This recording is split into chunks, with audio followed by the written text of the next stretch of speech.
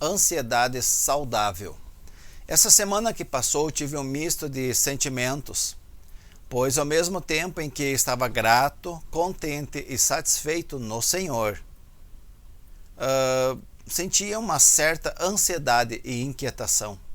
Acontece que o último membro fundador de nossa paróquia estava em seus últimos dias de vida e nós não tínhamos clareza dos detalhes de como iria acontecer. Essa falta de clareza às vezes gera ansiedade, ao menos para mim. Nesse caso, pode ser pelo fato de que não temos o controle sobre fatos como o que vai acontecer amanhã, até o final do dia de hoje, como vamos partir para a eternidade, em que dia, em qual situação. Essas incertezas e dúvidas podem gerar uma ansiedade não saudável, levando-nos a pensamentos doentios. Mas, e será que existe ansiedade saudável? Pois hoje vamos falar um pouco sobre esse assunto. Vamos só dar uma espiada ou uma pincelada no assunto. Deixo claro que nossas reflexões têm o objetivo de incentivarmos os ouvintes a buscarem mais profundidade em cada assunto. Seria como darmos um pontapé inicial no jogo, e cada jogador precisará buscar fazer sua parte no decorrer da partida, e o técnico comanda seu time em busca do resultado, a vitória. Pois bem, vamos falar hoje então sobre ansiedade saudável. Texto bíblico Hebreus 9, 27 a 28 na tradução A Mensagem. Todo mundo tem de morrer uma vez e depois encarar as consequências de sua vida. A morte de Cristo também foi um acontecimento único, mas foi um sacrifício que levou nossos pecados para sempre. Assim, na próxima vez que ele se manifestar, o resultado, para os que estão ansiosos por encontrá-lo, será exatamente a salvação. Observações. Na semana passada falamos sobre o objetivo dessa carta de Hebreus. Está em detalhes, ou alguns detalhes, procure no canal do YouTube e me dê caminhando nesse mesmo canal, ou no Facebook da ICB de São João. Em ambos é o vídeo 104 e esse que nós ouvimos agora é o 105. O escritor sagrado estava falando sobre a morte, onde cada um de nós viverá uma vez somente, aqui na terra. Vai morrer e depois terá de acertar o resultado de sua vida, da sua passagem aqui na terra com Deus. Ou seja, o que fizemos ou deixamos de fazer com nossa vida aqui. Teremos de prestar contas. Como cristãos, sabemos que haverá a ressurreição dos mortos, tema amplamente discutido por Jesus nos evangelhos e por Paulo nas cartas, por exemplo, de 1 e 2 Tessalonicenses, bem como também na carta de Apocalipse, no livro de Apocalipse. Quem tem dúvidas sobre o tema, é bom buscar clareza. Não permaneça na dúvida por muito tempo, pois ela pode dominar seus pensamentos e lhe fazer acreditar em mentiras, no lugar da verdade.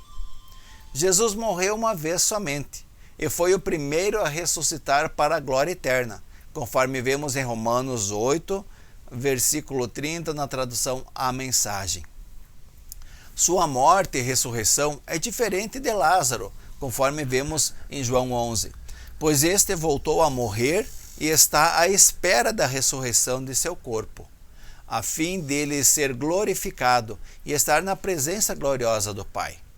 Nesse texto de Hebreus 9, 28, vemos que Jesus irá se manifestar novamente, de uma forma ainda mais espetacular do que foi com seu nascimento, morte e ressurreição. Essa próxima manifestação resultará na salvação eterna. Dessa vez, será do corpo, pois a primeira salvação ele a fez somente para a alma. É bem por isso que ainda ficamos doentes como de gripes, resfriados, doenças de coração, rins, fígado, intestinos, pulmões, Covid-19 e tantas outras enfermidades. Nosso corpo ainda sofre as consequências do pecado, conforme vemos em Romanos 8, 22 a 25. embora a alma de quem já está em relacionamento com Jesus esteja salva.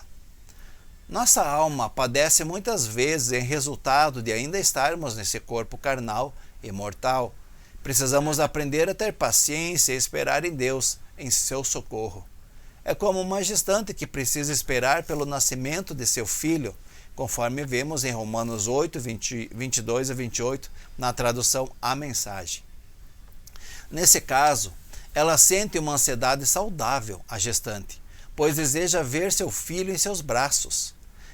E nós desejamos ver a Cristo Jesus, estarmos com Ele por toda a eternidade, onde não haverá mais morte, nem choro, nem fome, nem violência.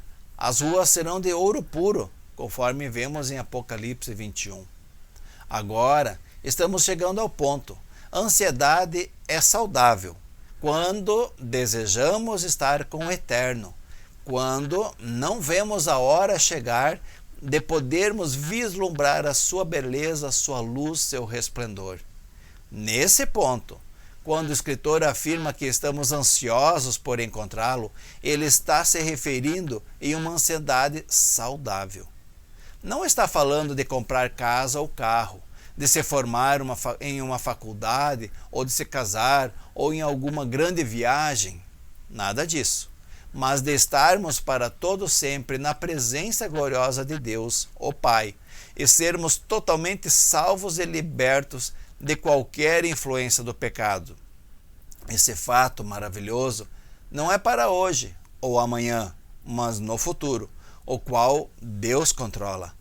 Termos um desejo profundo de que isso aconteça tão logo for possível é o que chamamos de ansiedade saudável. Enquanto esse fato não acontecer, temos de continuar firmes em Deus. Aliás, firmes em Jesus para estarmos com Deus, em relacionamento profundo com Ele, servindo a Ele, ao servir o próximo, amadurecendo para sermos ainda mais úteis no seu reino. Assim, como todo ramo que dá fruto, ele é limpo e podado para que dê mais fruto ainda, conforme vemos em João 15, 2. Antes de ser pastor, preciso lembrar que sou humano, e assim como cuido de pessoas, preciso de cuidado. Dessa forma, tenho de admitir que a ansiedade faz parte de meu dia a dia. Contudo, não aquela que Jesus menciona em Mateus 6, 25 e 34, que vemos nas traduções NTLH e RA. Já faz algum tempo que não vivo mais para acumular as coisas, e tenho buscado me aprofundar em conhecer e usufruir daquilo que me auxilia na caminhada eterna. O essencial é ter esse relacionamento de intimidade com o Pai, estar com Jesus, caminhar com Ele, conhecer mais dele e imitá-lo. Tem muita coisa que Deus ainda precisa mudar em minha vida, e aos poucos Ele tem me transformado. Não faz tudo de uma vez, pois deseja que eu renuncie a cada vício capital conscientemente, não por imposição. Na caminhada com Deus, tudo tem o seu tempo para acontecer. Louvo a Deus pela esposa com quem me presenteou, os filhos, a vocação e função para a qual tem me chamado para o servir e o representar diante das pessoas. Sou grato pelas condições financeiras, a casa onde moramos, o sustento e o futuro que ainda não conheço. Servir ao Eterno inicialmente é uma gratidão ao que Ele já fez por mim, e em mim e através de mim, por aquilo que Ele está fazendo e pelo que ainda irá fazer. Tenho clareza de que nada passa despercebido dele, e que tudo o que for acontecer terá sua finalidade, terá seu motivo. A ansiedade que normalmente sinto tem a ver com o que Deus está fazendo em oculto e que eu ainda não percebo ou não conheço. Ao mesmo tempo, Ele tem me mostrado que posso realmente confiar no seu agir, pois sempre faz pelo melhor. Em meio a todo esse processo, tenho amadurecido. Muita coisa já mudou em minha maneira de pensar e de agir. A tentativa de ter o controle em minhas mãos ainda vem, de tempo em tempo. Mas tão logo percebo, vou entregando o controle a quem realmente pertence, ao Senhor Criador.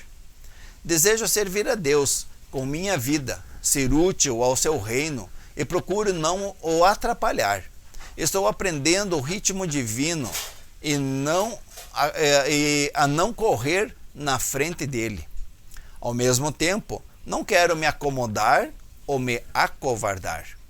Enquanto não chega o dia de partir daqui para a eternidade, quero cultivar essa amizade com o Criador, ser útil ao seu reino. Tenho procurado equilibrar uma ansiedade saudável. É uma nova luta a cada dia, pois tenho de fazer muitas escolhas que de início parecem ser menos legais, mas justamente essas têm me levado para mais perto do Pai. Ter a certeza de onde estarei na eternidade e aconteça o que for, Jesus está ao meu lado e nada será em vão. Faz com que a ansiedade seja saudável, pois não preciso ter o controle de tudo em minhas mãos. Algumas coisas sim, e outras pertencem ao Eterno, ao Senhor. Equilíbrio e bom senso são necessários. Para mim, isso tudo traz paz, segurança, sentido e identidade. E para você, isso também faz sentido para você que está nos ouvindo? Oração. Pai de amor, obrigado por nos incentivar a sentirmos uma ansiedade saudável, um desejo profundo de um dia estarmos contigo frente a frente, na eternidade. Nos ajude a continuar a caminhar em teu caminho. Continua a nos transformar e nos moldar, para que a cada dia possamos ser mais parecidos com Jesus, imitadores de Cristo, seus aprendizes. Amém. Deus tem preferidos? Pergunta um aprendiz de Jesus ao seu discipulador. Não, diz o discipulador, mas tem amigos íntimos. Os amigos íntimos de Jesus buscam viver uma ansiedade saudável, equilibrada. Deus o abençoe e o conduza pelo seu caminho eterno. Amém.